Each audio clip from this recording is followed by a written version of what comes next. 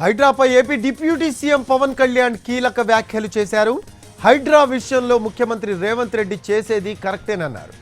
హైడ్రా లాంటి ఒక వ్యవస్థ మంచిదేనన్న పవన్ కళ్యాణ్ ఏపీలో ఉన్న పరిస్థితుల్లో ఏం చేయాలి అనే దానిపై చర్చిస్తామన్నారు.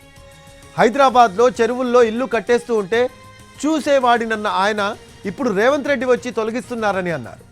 నిబంధనలకు విరుద్ధంగా నిర్మాణాలు జరిగే సమయంలో కఠినంగా వ్యవహరించాలన్న పవన్ కళ్యాణ్ అలా కాకుండా కట్టే సమయంలో సైలెంట్గా ఉంటే ఇబ్బందులు తప్పవన్నారు.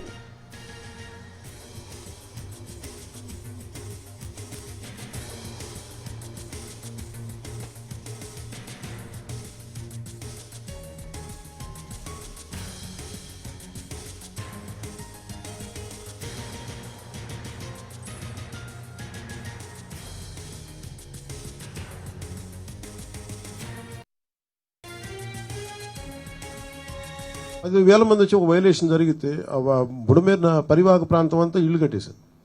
అది బేసిక్గా పంచాయతీలకు రెస్పాన్సిబిలిటీ ఉంది, మున్సిపాలిటీలకు రెస్పాన్సిబిలిటీ ఉంది, సంబంధిత అధికార యంత్రాంగానికి రెస్పాన్సిబిలిటీ ఉంది. ఈ రోజున మనకి ఈ హైడ్రా లాంటిది వచ్చి కొట్టేయచ్చమని అసలు కొట్టక ముందు ఉదాహరణకు నేను హైదరాబాద్లో చూసేవాడిని. అది హైదరాబాద్లో చూస్తున్నా నాకు అనిపించింది, నదీ పరివాహక ప్రాంతాలు కదా, చెరువు ప్రాంతాలు కదా, ఇల్లు కట్టేస్తున్నారు ఏంటి, ఇది ఇబ్బంది అవుదా అనుకున్నాను. మేము కట్టేసాం, ఇల్లు కట్టేసాం, బిల్డింగ్లు కట్టేశారు. అంటే మీరు డ్యామేజ్ జరుగుతున్నప్పుడు అందరూ కామ్గా, డ్యామేజ్ జరిగింది అన్ని కట్టేసిన తర్వాత నేను నిన్న మాట్లాడింది అందుకే it will become a social issue అని చెప్పాను. చాలామంది ఆర్థిక పరిస్థితులు చిన్న భిన్నం అయిపోతాయి. అలాంటి వాళ్ళకి ఏం చెప్పాలి, ముందే ఇది చాలా స్ట్రిక్ట్ గైడ్ లైన్స్. అందుకనే bureaucracy should be extremely alert and powerful. వాళ్ళ బాధ్యత వాళ్ళు నిర్వర్తించాలి. అందుకని ఇప్పుడు రేవంత్ రెడ్డి గారు ముఖ్యమంత్రి వచ్చి ఇప్పుడు ఏమంటారు, కొట్టేస్తూ ఉంటారు. ఆయన చేస్తున్న రైటే, మనం కూడా చెయ్యాలి. అంటే అది కూర్చోబెట్టి అది ఎలాంటి ఇష్యూస్ ఉంటాయో తెలియదు. So lot of social issues, lot of social tensions ఉంటాయి దీనికి. సో దీన్ని కొంత పెర్స్యూజివ్ మెథడ్స్లో చెప్పాల్సి వస్తే, కొన్నిసార్లు కొట్టాల్సి వస్తే, ఇట్ ఆల్ డిపెండ్స్. ఎందుకంటే ఒక హైబ్రిడ్ మెథడాలజీ ఆలోచించాలి, కానీ దీన్ని ఎలా హ్యాండిల్ చేయాలి అనేది కొంచెం చూడాలి. ఇది క్వైట్ డిఫికల్ట్. కైలెట్ చేస్తారు, ఇంకొక వైలేట్ చేసుకుంటే ఇట్లాగా ఒక 10,000 మంది వచ్చి ఒక వైలేషన్ జరిగితే బుడమేర పరివాహక ప్రాంతం అంతా ఇల్లు కట్టేశారు. అది బేసిక్గా పంచాయతీలకు రెస్పాన్సిబిలిటీ ఉంది, మున్సిపాలిటీలకు రెస్పాన్సిబిలిటీ ఉంది, సంబంధిత అధికార యంత్రాంగానికి రెస్పాన్సిబిలిటీ ఉంది.